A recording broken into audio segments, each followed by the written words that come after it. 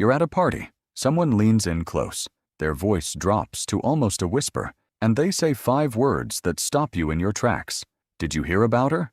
Every cell in your body just changed state. Your pulse ticks up. Your attention narrows to a single point. Nothing else in the room matters anymore. You lean into. This feeling isn't a character flaw. It isn't proof that you're a bad person, or nosy, or petty. It's older than language itself. And the real answer to why you can't look away from gossip is far stranger than you think. For most of human history, there were no newspapers, no internet, no way to know if the man 3 caves over could be trusted with your food, your children, or your life. There was only one technology available for figuring that out. Other people, talking about other people. Think about that for a second. Long before you could read a stranger's reviews online, your ancestors were doing something remarkably similar around a fire, except the stakes were survival, not a bad restaurant experience. The anthropologist Robin Dunbar spent years studying primates before he turned his attention to humans. He noticed something odd. Chimpanzees and other primates spend huge chunks of their day grooming each other, picking through fur, removing bugs. It looks tender. It looks pointless, but it isn't pointless at all. Grooming is currency. It builds alliances. It says, I trust you, and you should trust me back. Here's the problem. As primate groups get larger, grooming stops being efficient. You simply don't have enough hours in the day to physically groom every member of a group of 150 people. So what do you do instead? Dunbar's answer changed how scientists think about human evolution. Language, he argued, didn't evolve primarily to describe the world. It evolved to replace grooming. Talking, he suggested, is grooming at a distance. You can bond with dozens of people at once simply by talking about them or with them instead of physically touching every single one. And what do people talk about most when left to their own devices? Not the weather, not philosophy, each other. Studies that have tracked spontaneous conversations in cafeterias, hallways, break rooms, dinner tables keep finding the same thing. The overwhelming majority of casual conversation is social. Who did what? Who said what? Who can be trusted?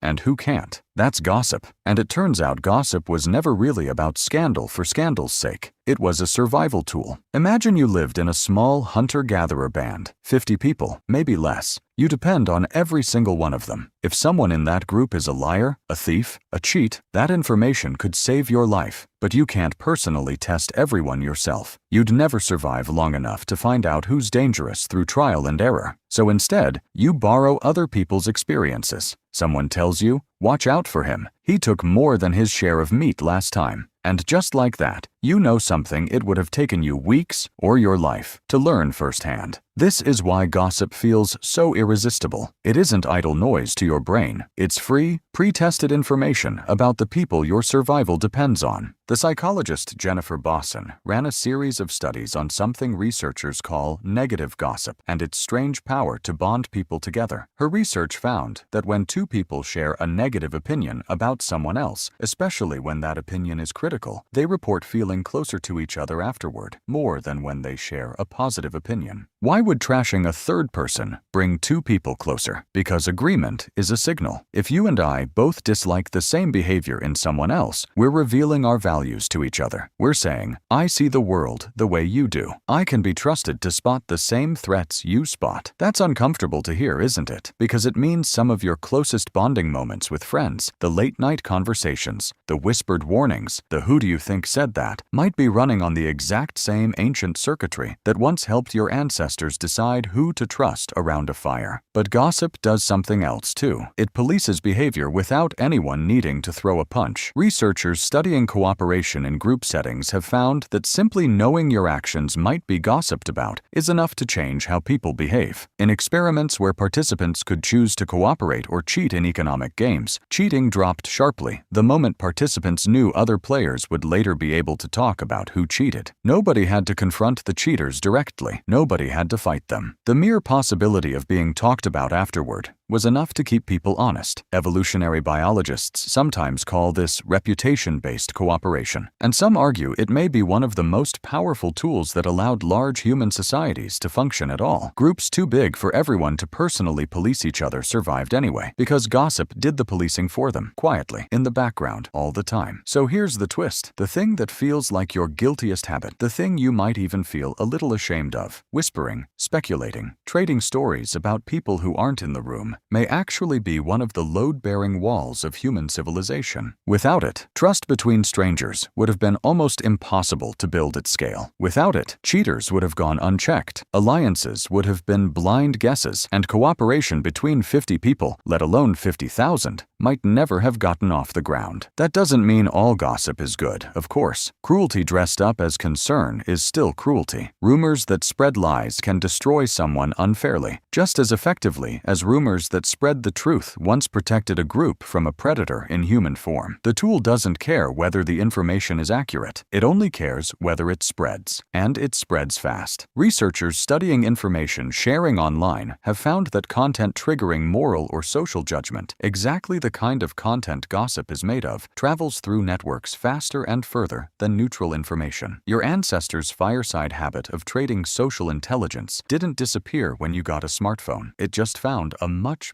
bigger fire to sit around. Think about the last time you scrolled through a comment section about a stranger's public mistake. Think about how many articles exist purely to tell you what someone else did wrong. Think about how a single sentence, "You won't believe what she said," can hold your attention more tightly than almost anything else competing for it. That pull isn't weakness, it's an inheritance. Somewhere in your brain is a system built over hundreds of thousands of years to do one job: keep track of who can be trusted. And every time you lean in to hear a piece of gossip, some ancient part of you is still doing exactly what it evolved to do, quietly scanning your social world for threats and allies, one whispered story at a time. So the next time someone leans in close and says, "Did you hear about her?" notice what happens in your body. That flicker of attention isn't gossip corrupting you. It's your ancestors, reaching all the way across time, reminding you that knowing who you can trust was never trivial. It was the whole game.